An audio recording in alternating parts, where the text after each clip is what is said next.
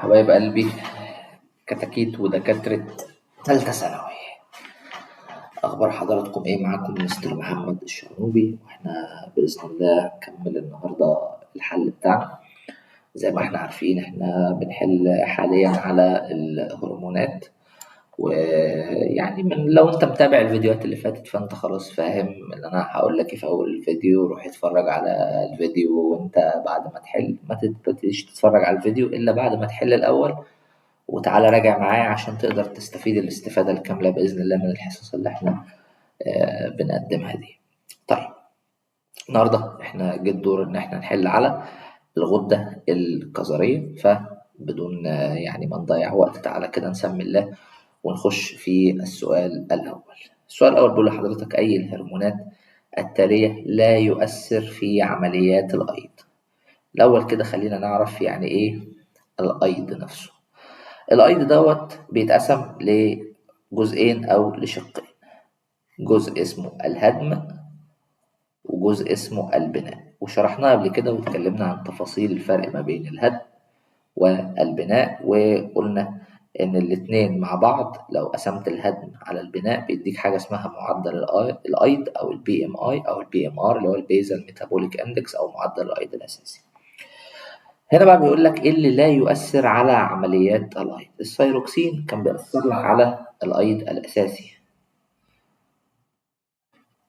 النمو كان بيأثر لك على ايض البروتين، الكورتيزون كان بيشتغل لك على ايض الكربوهيدرات، والكوليسيستوكاينين كان بيشتغل لك على تنبيه البنكرياس. فبالتالي في حالة زي اللي قدام حضرتك دي كده، اللي لا يؤثر على عمليات الأيض هو د اللي هو الكوليسيستوكاينين. اللي بعده بيقول لحضرتك: أي مما يلي لا يميز إفرازات قشرة الغدة الكظرية عن إفرازات النخاع؟ طبعا إفرازات القشرة احنا عارفين إن هي ستيرويدية، وإفرازات النخاع دي اللي هي الأدرينالين والنور أدرينالين. عندك هرمونين مهمين جدا يفرزوا من النخاع. نوع التنبيه وسرعة الاستجابة خلي بالك ده يميز، يعني اللي يميز القشرة ان نوع التنبيه مختلف وسرعة الاستجابة مختلفة. التركيب الكيميائي للإفرازات يختلف لأن دي هرمونات استرويدية ودي هرمونات بروتينية.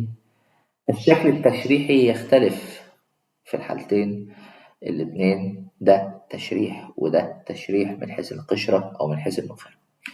التأثير على ضغط الدم هو ما قالكش التأثير بالإيجاب أو بالسلب، ولكن هنا اللي يأثر لك على ضغط الدم طبعا حاجة زي الأدرينالين، ولو احنا بنتكلم عن حاجة بتأثر على ضغط الدم هنبتدي ان احنا نتكلم على الالدوستيرون، لان هو طبعا بيأثر على نسبة الصوديوم في الدم، ونسبة الصوديوم طبعا مرتبط بها ضغط الدم اللي هو الملح. يعني من خلال دراستك للمخطط المقابل إلى ما يشير رمز إكس، الألدوستيرون والاي دي اتش، في الحالتين المشترك ما بين الألدوستيرون والاي دي اتش طبعا هيكون الكلية. الألدوستيرون ده اللي بيأثر على الصوديوم والبوتاسيوم، كان بيعمل على إيه؟ زيادة الصوديوم في الدم وتقليل البوتاسيوم الزائد، أو يعني يقلل أو يطرد البوتاسيوم الزائد من الدم. أما ال ADH ده كان بيأثر على المية اللي موجودة في الكليتين، يرجعها للدم لأن هو كان مضاد لإضرار البول. فاللي يشير للحالتين دول إن إكس دي هي الكلية، الكلية دي اللي هي العضو المستهدف. فأنا في حالة زي دي هروح وأنا مطمن كده أختار جيم اللي هي مين؟ طبعا زي ما قلنا الكلية. تمام. اللي بعده بيقول لك: ادرس المخطط اللي يوضح تأثير نوعين مختلفين من الهرمونات على القلب في جسم الإنسان، ثم حدد ايه الغدد اللي تفرز 1 و2. عايز هرمونين بيأثروا على ايه؟ على ضربات القلب. فهل الدرقية والكظرية يأثروا؟ احتمال.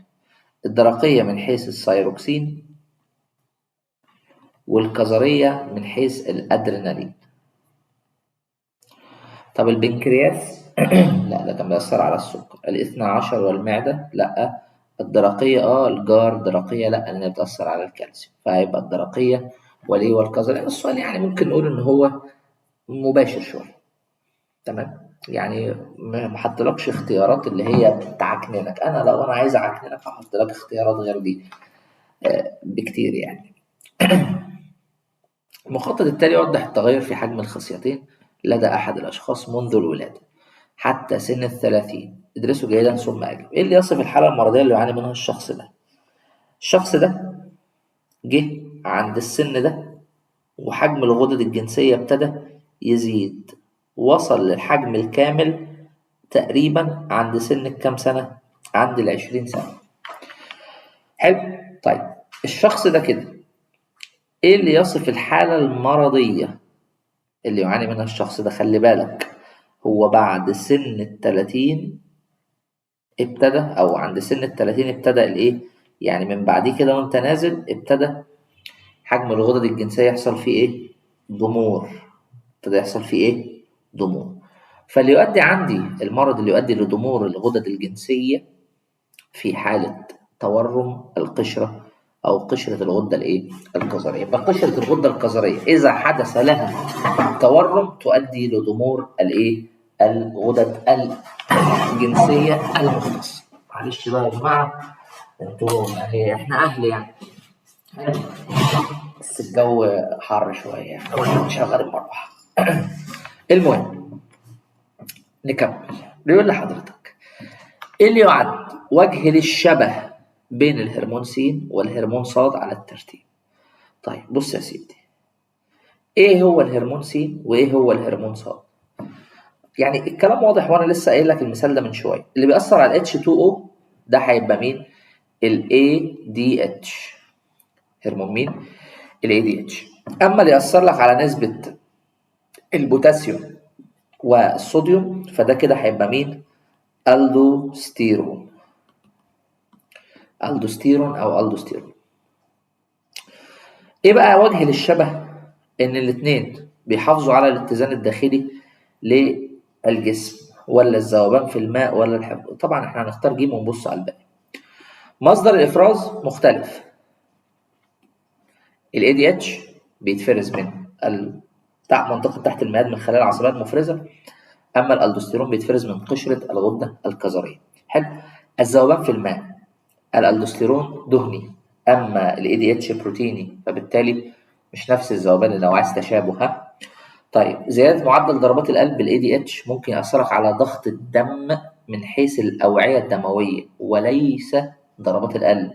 يعني تأثيره الواضح والصريح على انقباض الوعاء الدموي، يقلل من قطر الوعاء الدموي، واحنا المفروض عارفين الكلام ده من الفيزياء، ان كلما قلت المساحة اللي يمر فيها السائل زاد ضغط السائل وقلت كمية سريان السائل، السوائل عموما بما فيهم الدم. تمام. فالإجابة هنا اللي تنفع هي مين؟ هي جيم. اللي بعده يقول لك أي مالي لا يعتبر، لا إيه يعتبر محفز لزيادة الألدوستيرون. يعني عايز حاجة تؤدي إلى قلة الألدوستيرون. شوف هو يعني إيه جايبها لك بطريقة غير مباشرة. نقص تركيز الصوديوم في الدم فده كده يحفز الألدوستيرون، فدي ما تنفعش. طب زيادة تركيز الصوديوم في الدم، لما الصوديوم يزيد في الدم فالهرمون اللي وظيفته يوفر لك الصوديوم مش هيزيد، فبالتالي كيم تنفع.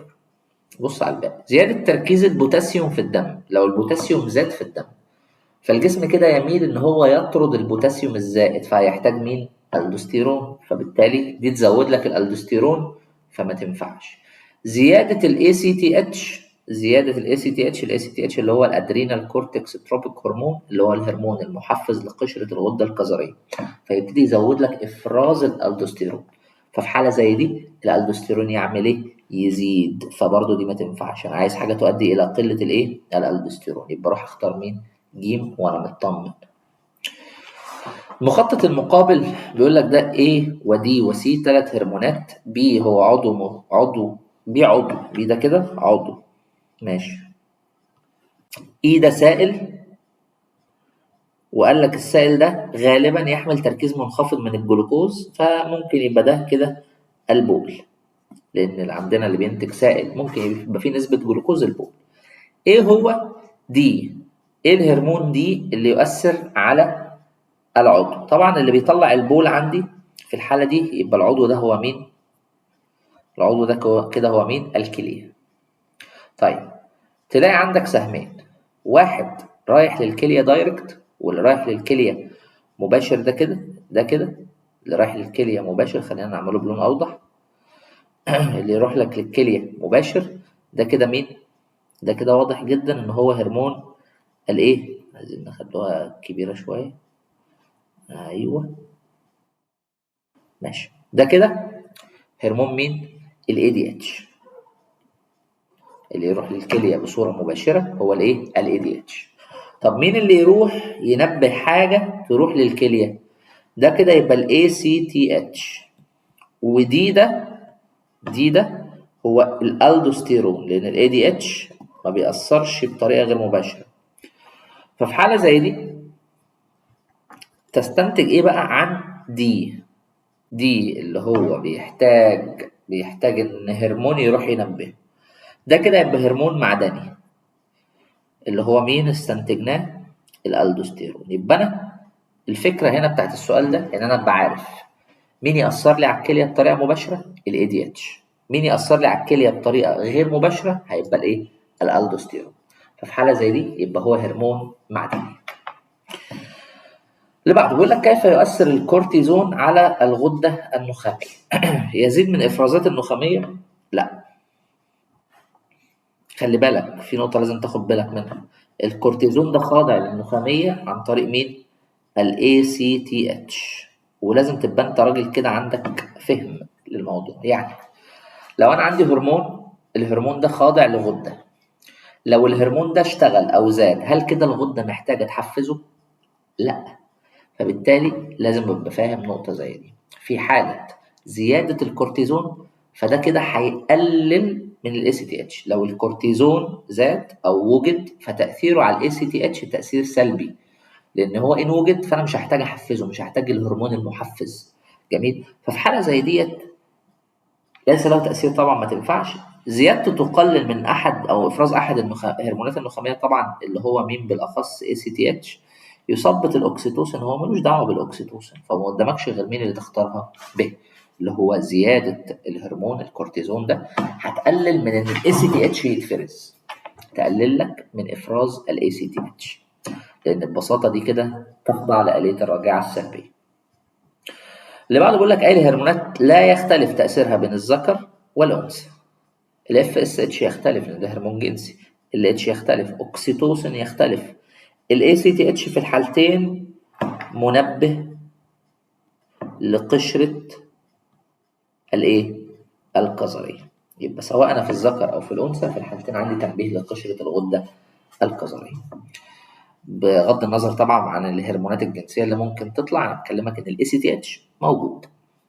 أي الهرمونات لا يؤثر على إعادة الامتصاص الاختياري بالكلية. طبعا إعادة الامتصاص الاختياري قلنا هي عملية استعادة الجسم للعناصر المهمة أو العناصر اللي بيحتاجها، ده عملية الامتصاص الاختياري. ال ADH يساعدك أو يساعدك إن أنت ترجع مية. الألدوستيرون يساعدك إن أنت ترجع صوديوم وتعمل للبوتاسيوم إيه؟ طرد، البوتاسيوم الزائد طبعا. ال ACTH وظيفته ان هو ينبه لك مين؟ الالدوستيرون، فبالتالي ليه دور ولكن دوره غير مباشر. يعني ال ACTH ممكن نقول وظيفته تشبه وظيفة الالدوستيرون على الكلية، ولكن هو غير مباشر ان هو اللي بيشتغل الالدوستيرون. اما الكورتيزون ما كانش ليه اي تأثيرات على اعادة الامتصاص في الكلية.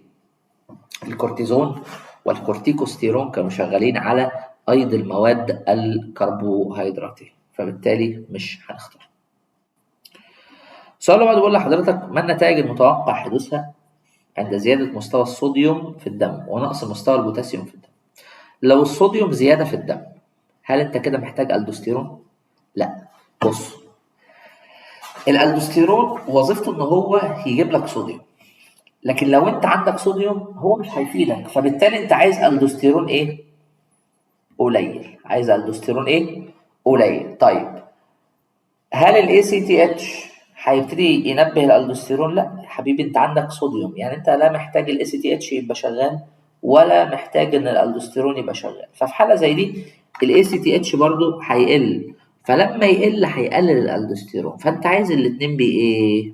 بيقلوا، لان هنا الصوديوم متوفر، والحاجة التانية اللي ممكن تضايقك إن البوتاسيوم ناقص.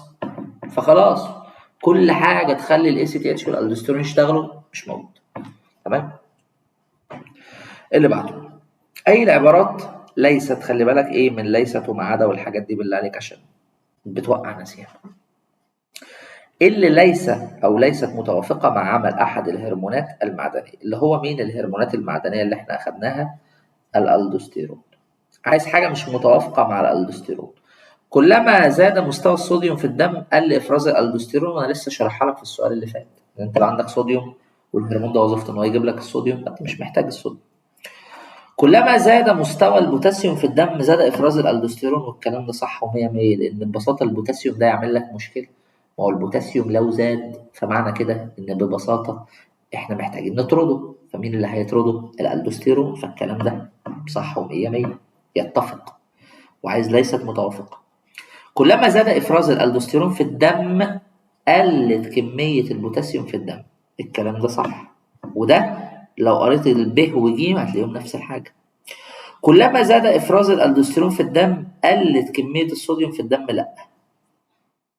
يبقى ده اللي كده مش متوافق، لأن الألدوستيرون وظيفته إن هو يجيب لك صوديوم. لو الألدوستيرون وجد معنى كده إن حضرتك عندك صوديوم، فبالتالي ما نقدرش نختار غير مين هنا؟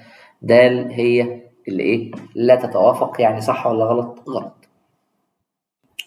يوضح الرسم اللي قدامك دوت العلاقة بين الألدوستيرون وأحد الأملاح في البول. إيه اللي يمكن استنتاجه عن س؟ س ده الملح، أحد الأملاح فين؟ في البول. وخلي بالك من كلمة في البول دي، هنكتبها بص أهو على جنب هنا كده عشان تبقى واضحة أوي. س ده مين؟ إمتى؟ لما الألدوستيرون يقل. الألدوستيرون يقل لما الملح ده يزيد في البول. الألدوستيرون وظيفته إن هو يطرد البوتاسيوم بره، فلما البوتاسيوم يطرد هو مش هيحتاج يشتغل.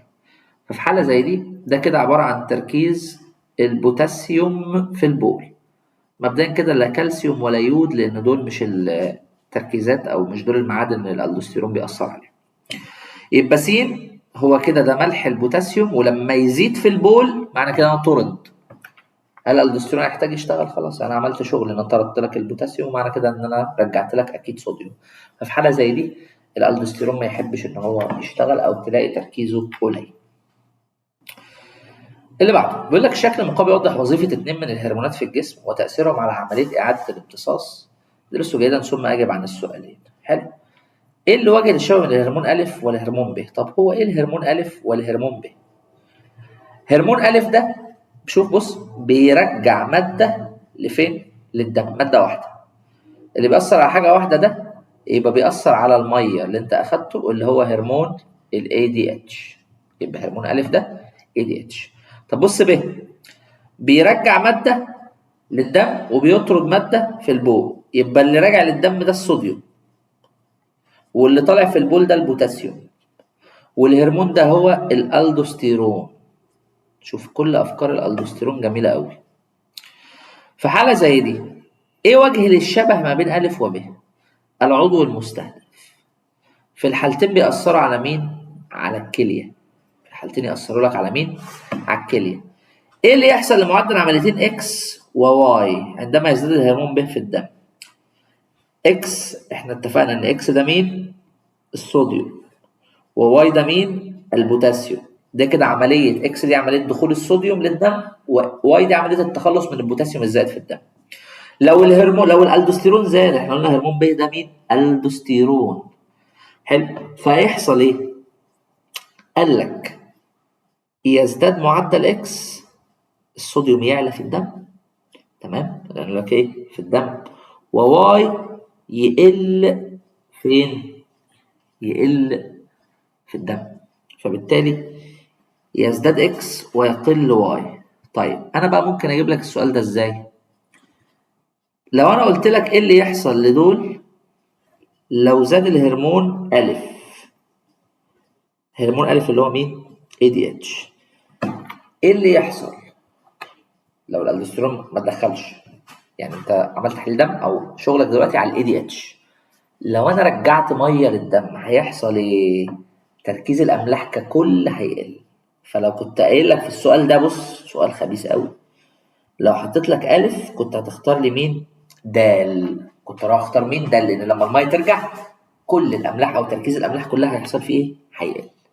خلي بالك من الملاحظات اللي انا بقولها لك دي، كلك نظر بقى. ما انا ممكن وانا بفكر فيها لوحدي، اي بني ادم ممكن يحط لك السؤال، ممكن يشيل لك ب دي ويحط لك الف، وانت تقول لي هو الاي دي اتش علاقته بالاملاح؟ ليه علاقه؟ هو له علاقه بالميه، والميه لها علاقه بالايه؟ بالملح. يعني لو الميه زادت تركيز الاملاح عموما هيقل. اللي بعده اي الهرمونات هو المسبب لحاله اللا استقطاب؟ المسبب لحاله الايه؟ اللا استقطاب، اللي هي الايه؟ الانقباض لغشاء الليفة العضلية بسبب زيادة نفاذيته لأحد أيونات اللي يوفرها هذا الهرمون في البلازما. طب زيادة النفاذية لأحد الأيونات، فاحنا عارفين اللي بيزداد النفاذية ليه هو مين؟ الصوديوم من الحركة. طب مين الهرمون اللي بيأثر على الصوديوم في الدم؟ الألدوستيرون. سؤال مباشر أوي ده عامة. شكل مقابل يوضح تغير في مستوى الكورتيزون على مدار اليوم. أي الفترات يكون معدل استهلاك الأحماض الدهنية داخل خلايا قشرة الكظرية أكبر ما يمكن. إمتى استهلك أحماض دهنية؟ عند تصنيع الكورتيزون. عند تصنيع الايه؟ ما هو الكورتيزون ده هرمون دهني، عشان تصنعه بتحتاج احماض دهنيه، دي الماده الخام بتاعته. فبالتالي اعلى معدل لاستهلاك الكورتيزون عند حضرتك هنا تلاقيه ايه؟ هل من الساعه 9 للساعه 12؟ هل ده اعلى معدل؟ لا.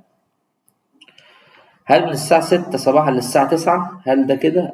اهو من 6 ل 9، لان ده كده اعلى استهلاك. علما بقى الكورتيزون بيقول لك يعني يكون بينتج الجلوكوز من مصادر غير كربوهيدراتيه، والمعلومه دي انا قايلها لك سواء في المعسكر او في الشرح، تخلي بالك من نقطه زي دي. المهم ان انا امتى ابقى بصنع او بستهلك احماض دهنيه كتير؟ لو انا بصنع كورتيزون كتير.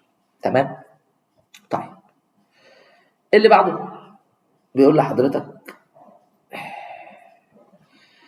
ايه اللي يمكن استنتاجه؟ ايه اللي يمكن استنتاجه في حالة تدمير الجهاز المناعي لمعظم مستقبلات ال ACTH؟ لو الجهاز المناعي دمر مستقبلات ال ACTH، معنى كده ان الكظرية لا تستجيب. بس الكظرية كايه؟ قشرة مش نخاع. هل ده يزود ال ACTH من النخامية؟ يحصل. طب بص على الباقي. لا يستطيع الجسد تخليق هرمونات استرويدية، لا، ما هو عادي ممكن يخلق الهرمونات الجنسية من مصادر تانية، جميل، زي الخصيتين او المبيضين. فكلمة هنا عامة، هرمونات استرويدية عموما عامة، يعني الهرمونات الاسترويدية مش من القشرة بس. تزداد كمية الصوديوم بالدم، لا دي هتقل. تزداد افرازات نخاع الكظرية، هو لن يتأثر لان نخاع الكظرية تنبيه عصبي. طب ليه النخامية هتزود ال ACTH؟ دلوقتي ال ACTH المفروض هو هرمون، عشان يشغل الكظرية لازم يروح يشتغل على المستقبل بتاعها، أو يروح يركب في المستقبل على قشرة الكظرية عشان تشتغل. قال لك الجهاز المناعي دمر قشرة أو المستقبلات اللي على قشرة الكظرية، فكده الهرمون بيطلع من النخامية بيروح ما بيلاقيش حتة يركب فيها. فكده لما النخامية تيجي تقيس مستوى الكورتيزون والكورتيكوستيرون والألدوستيرون تلاقي إن الكظرية ما بتستجيبش، فتزود إفراز على أساس إن هي بتحاول تعاكس ده بزيادة التنبيه. يبقى هي النخامية ايه؟ ماسكة الكظرية كده ايه؟ اتنبهي اتنبهي. طب الكظرية ما بتتنبهش، فالنخامية تزود تنبيه. تزود تنبيه ازاي؟ ان هي تزود ال ACTH. جميل، لان ببساطة المستقبلات مش حاسة. ايه اللي يميز هرمونات قشرة الكظرية عن النخاع؟ اللي يميز الهرمونات، طبعا هرمونات القشرة هرمونات دهنية، اما هرمونات النخاع هرمونات بروتينية. حلو. طيب اللي يميز لك بقى هرمونات القشرة إن هي لا تذوب في بلازما الدم، لأن هي إيه؟ دهنية. أما هرمونات النخاع تذوب في بلازما الدم لأنها إيه؟ بروتينية. اللي بعده بيقول لك عندك دراسة للمخطط المقابل بيقول لك ماذا تمثل، ما هو الهرمون واحد وماذا تمثل الخلايا واحد واثنين. حلو قوي. الهرمون ده هو نفس الهرمون هنا، بيطلع من غدة صماء، بيأثر على خلية وعلى خلية تانية، أو تقريبا هو نفس المستقبل زي ما أنت شايفه، عنده نفس نفس المستقبل. تمام، يعني هو بيركب مكان الحتة اللي أنا لو انتهى دي كده. حلو. يفرز لك أندروجينات. إيه هي الأندروجينات؟ دي الهرمونات الجنسية الذكرية. وهرمون يؤثر على أيضا النشويات اللي هو مين؟ كورتيزون. وممكن أخد تاني اللي هو كورتيكوستيرون. إيه بقى الهرمون اللي يأثر على أو ينبه لك الاتنين؟ ده كده ال ACTH. ده كده مين؟ ال ACTH. ودي خلايا في قشرة الكظرية، لأن هي اللي تفرز لي كورتيزون وكورتيكوستيرون وتشتغل معايا الشغل اللي انت حضرتك المفروض شايفه قدامك ده. اللي بعده يتم تنظيم توازن المعادن طبيعيا داخل جسم الإنسان بواسطة إيه؟ توازن المعادن يعني الأملاح بتتنظم بالجزء العصبي للنخامية فقط؟ لا، بالجزء العصبي للنخامية وقشرة الكظرية ممكن، وهقول لك وجهة النظر دلوقتي. خلايا قشرة الغدة الكظرية بس ممكن. الجزء الغدة النخامية وقشرة الكظرية ممكن. في مصيبة هنا بقى. اختار ايه؟ ما هو بص، التلاتة قريبين من الصح، بس فيهم بعض طبعا الصح. هو هنا اكلمك على مين؟ الاملاح. خلي بالك ان هو لم يذكر الماء، عشان هيجي اللي يقول لي ما الميه تأثر لي على الملح يا مستر. اقول لك هل ذكر لك توازن او الاتزان الداخلي عموما؟ ما احنا قلنا لو ذكر لي اتزان داخلي اقول له والله ما فيش مشكله، اكلمك عن الملح والميه. لكن انا وصف لك الايه؟ المعادن. ففي حاله زي ديت هستبعد اي اجابه ليها علاقه بالاي سي تي اتش، او معلش بالاي دي اتش، فاستبعد بيها. طب هل هي بقى قشره الكظريه فقط ولا قشره الكظريه والنخاميه؟ قال لي قشره الكظريه والنخاميه. تيجي تقول لي لا مستر، هو المفروض قشره الكظريه بس. مش قشره الكظريه دي اللي بتفرز الالدوستيرون اللي بيأثر على المعادن؟ أقول لك ماشي يا حبيبي صح. طب والالدوستيرون ده مين اللي نبهه؟ نبهه الاي سي تي اتش. طب والاي سي تي اتش ده جاي منين؟ من الجزء الغدي للنخامي. الجزء الغدي للايه؟ للنخامي. الشاطر اللي هيفكر في السؤال ده ممكن يغلط لو فكر وجاب سيرة المية زي ما انا بقول لك كده، وهو ايه حاططها لك اول واحدة عشان دماغك تروح لها. خلي بالك من نقطة زي دي. الشكل المقابل يوضح الخلايا العصبية المحفزة لنخاع الغدة الكظرية. إيه اللي يميز الخلايا العصبية الموضحة عن الخلايا العصبية المحفزة للعضلة الهيكلية؟ تيجي تبص كده، الخلية دي هي خلية بتنبه مين؟ نخاع الكظرية. عايز بقى الفرق ما بينها، اللي يميز الخلية دي عن اللي بتحفز العضلة. بتحفز العضلة الهيكلية دي خلية حركية عصبية، ايه؟ حركية، يعني بتدي أوامر للعضلة.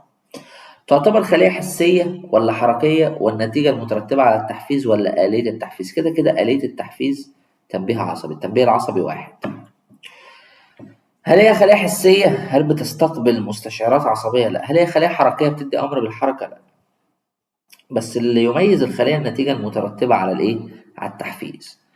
النتيجة المترتبة على التحفيز هنا هو إفراز الأدرينالين. أما لو خلية عصبية حركية فالنتيجة المترتبة عليها بيكون انقباض العضلة.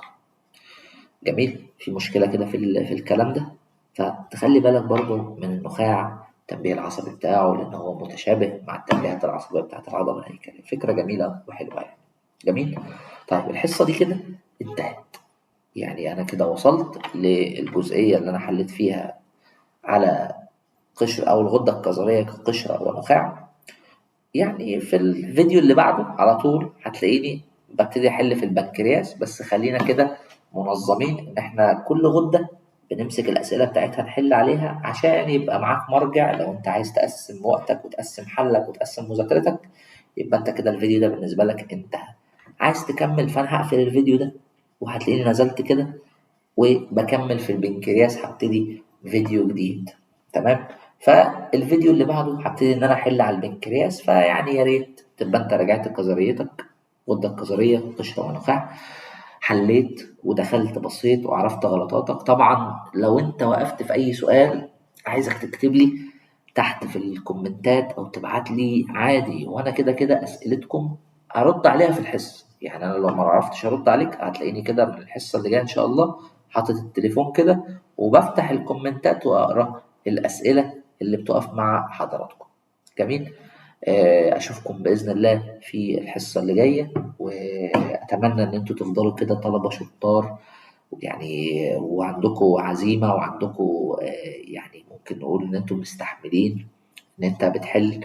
واعرف دايما ان ربنا ما بيضيعش تعب حد، طول ما انت بتتعب وعمال تحل معايا في الخمس ست كتب وتحل اونلاين وتحل معايا في الدرس و فكل ده والله بيصب في مصلحتك انت. ولازم افهمك نقطة مهمة جدا، انت الحل. انا مش عايزك تحل صح اصلا. يعني انا هدفي من الحل ان انت تحل، ان انت تغلط عشان بعد كده تحل صح. انت دلوقتي طول ما المواد العلميه كلها لو انت بتغلط فيها فوالله العظيم انت ماشي صح.